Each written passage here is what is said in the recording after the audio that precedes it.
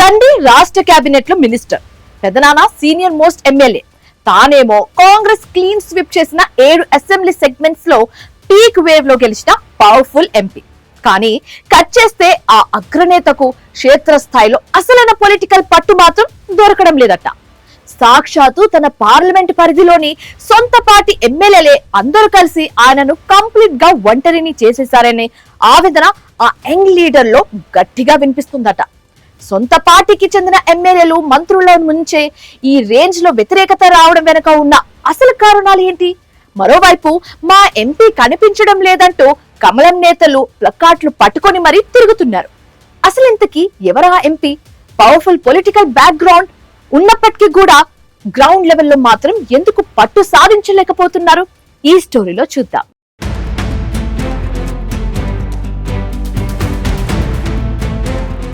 తెలంగాణ కాంగ్రెస్ పార్టీలో అత్యంత పటిష్టమైన తిరుగులేని కోటగా నిలిచింది పెద్దపల్లి పార్లమెంటు నియోజకవర్గం. 2024 లోక్సభ ఎన్నికల సమయంలో గడ్డం ఫ్యామిలీకి ఇన్ని టికెట్ల అంటూ మొదట్లో వంశీకృష్ణకు సీటు ఇవ్వొద్దని స్థానిక లీడర్లు అధిష్టానం వద్ద పంచాయతీలు పెట్టారు. కానీ చివరకు హైకమాండ్ నిర్ణయంతో వంశీకృష్ణ బరిలోకి దిగడం, ఈ పార్లమెంటు పరిధిలోని 7 కాంగ్రెస్ ఎమ్మెల్యేలు తమ పాత విభేదాలు పక్కన పెట్టి వంశీ గెలుపు కోసం పనిచేయడంతో ఆయన భారీ మెజారిటీతో పార్లమెంట్లో అడుగుపెట్టారు. కానీ గెలిచిన నాటి నుండి నేటి వరకు, అంటే ప్రభుత్వం ఏర్పడి 2.5 ఏళ్లు ముగుస్తున్న తరుణంలోనూ ఈ ఎంపీకి లోకల్ ఎమ్మెల్యేలకు మధ్య కెమిస్ట్రీ అస్సలు కుదరడం లేదట. ఈ లోక్సభ నియోజకవర్గం పరిధిలో ఉన్న 7 అసెంబ్లీ స్థానాల్లో కాంగ్రెస్ లీడర్లే ఎమ్మెల్యేలుగా ఉన్నారు. ఇందులో వంశీకృష్ణ సొంత తండ్రి గడ్డం వివేక్ వెంకటస్వామి, పెదనాన్న గడ్డం వినోద్లు కూడా ఎమ్మెల్యేలుగా ఉన్నప్పటికీ మిగతా నియోజకవర్గాల ఎమ్మెల్యేలు మాత్రం వంశీని అస్సలు ఓన్ చేసుకోవడం లేదు.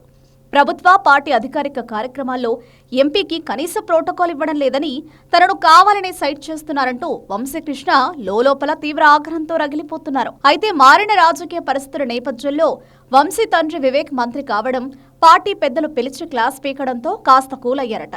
ఎమ్మెల్యేలు కొంచెం తగ్గి ఎంపీ ఫోటోను ఫ్లెక్సీలో వేయడం, ఫార్మల్ గా ఆహ్వానాలు పంపడం లాంటివి చేస్తున్నారట.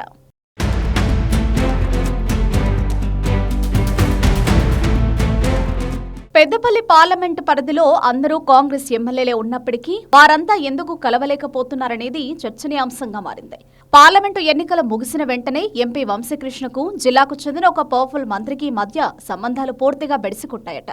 సదరు మంత్రి ప్రాతినిధ్యం వహిస్తున్న నియోజకవర్గంలో ఆయన ప్రాబల్యాన్ని తగ్గించేలా అక్కడ తన పట్టు కోసం వంశీకృష్ణ అడుగులు వేయడమే దీనికి ప్రధాన కారణమనే ఆరోపణలు కూడా ఉన్నాయి. దీనికి తోడు ప్రతి అసెంబ్లీ సెగ్మెంట్లోనూ అటు తండ్రి వివేక్, ఇటు కొడుకు వంశీకృష్ణ ఇద్దరూ కలిసి స్థానిక సిట్టింగ్ ఎమ్మెల్యేలకు వ్యతిరేకంగా కొత్తగా సొంత గ్రూప్ రాజకీయాలకు తెరలేపారట. ఈ కారణాల వల్లే లీడర్లు, మంత్రులు అందరూ కలిసి వంశీని లైట్ తీసుకోవడం స్టార్ట్ చేశారట.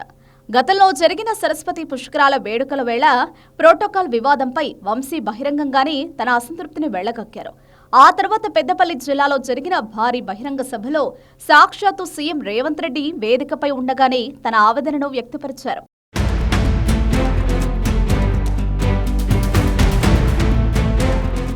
సొంత పార్టీ నేతల వైఖరితో ఎంపీ వంశీ ఏకాకిగా మారారు. రాజకీయాల్లో కేవలం డబ్బుంటే సరిపోదు, లీడర్గా ఎదగాలంటే కులం, బలం కూడా చాలా ముఖ్యమని నాకు ఇప్పుడిప్పుడే తెలిసొచ్చింది అంటూ ఆయన చేసిన కామెంట్స్ అప్పట్లో కాంగ్రెస్లో పెద్ద బాంబులా పేలాయి. ఒక దళిత ఎంపీ, పైగా బడా పారిశ్రామికవేత్త కుటుంబానికి చెందిన నేత ఇలాంటి వ్యాఖ్యలు చేయడంతో కాంగ్రెస్ ప్రభుత్వంలో దళితులకు, దళిత ఎంపీలకే కనీస గౌరవం, రక్షణ లేదు అంటూ ప్రతిపక్ష బీఆర్ఎస్, బీజేపీలు ఉమ్మడి కరీంనగర్, ఆదిలాబాద్ జిల్లాలో పెద్ద ఎత్తున పొలిటికల్ అస్త్రాలు సంధించాయి. పరిస్థితి దారుణంగా డ్యామేజ్ అవుతుందని గమనించిన సీఎం రేవంత్ రెడ్డి ఉమ్మడి జిల్లా మంత్రులను, ఎమ్మెల్యేలను పిలిపించి గట్టిగా క్లాస్ పీకారు. సీఎం వార్నింగ్తో లీడర్లు కొంచెం తగ్గి ప్రస్తుతం ఎంపీ వంశీకృష్ణ ఫోటోలను బ్యానర్లలో, ఫ్లెక్సీలలో, ప్రభుత్వ శిలాఫలకాలపై నామమాత్రంగా గుర్తిస్తూ ఫార్మల్గా ఇన్విటేషన్లు పంపుతున్నారు తప్ప మనస్ఫూర్తిగా మాత్రం దగ్గరకు రానివ్వడం లేదట. ముఖ్యంగా ధర్మపురి, పెద్దపల్లి, మంథని, రామగుండం ఎమ్మెల్యేలు వంశీకృష్ణను ఇప్పటికీ దూరం పెడుతున్నారనే గుసగుసలు గట్టిగా వినిపిస్తున్నాయి. ఇక మంచిర్యాల జిల్లా పరిధిలోని 3 నియోజకవర్గాల్లో 2 వంశీ తండ్రి, పెదనాన్నలే ఎమ్మెల్యేలుగా ఉన్నారు కాబట్టి ఇబ్బంది లేదు. కానీ 3వ సెగ్మెంట్ అయిన మంచిర్యాల అసెంబ్లీ సెగ్మెంట్లో ప్రేమ్ సాగర్ రావు ఎమ్మెల్యేగా ఉన్నారు. మంత్రి వివేక్ వెంకటస్వామికి అటు ప్రేమ్ సాగర్ రావుకు మధ్య దశాబ్దాల కాలంగా నడుస్తున్న పొలిటికల్ శత్రుత్వం వల్ల ఎంపీ వంశీకృష్ణ మంచిర్యాల నియోజకవర్గానికి కూడా పూర్తిగా దూరంగా ఉండాల్సిన పరిస్థితి ఏర్పడింది. అయితే ఐటీ శాఖ మంత్రి దుద్దిళ్ల శ్రీధర్ బాబు మాత్రం కొంత హుందాతనంగా వ్యవహరిస్తున్నారు. ఇటీవల మంథని నియోజకవర్గంలో జరిగిన పలు అధికారిక డెవలప్మెంట్ ప్రోగ్రామ్స్ కు ఆయన స్వయంగా ఎంపీ వంశీకృష్ణను ఆహ్వానించి వేదికపై పక్కన కూర్చోబెట్టుకుని ప్రోటోకాల్ గౌరవాన్ని కాపాడారు. శ్రీధర్ బాబుతో ఎంపీ వంశీకృష్ణకు లీగల్గా కెమిస్ట్రీ సెట్ అయినట్లు క్లారిటీ వచ్చినప్పటికీ మిగతా ఏరియాల ఎమ్మెల్యేలు కలుపుకోకపోవడం వంశీ భవిష్యత్తుకు పెద్ద గండంగా మారింది.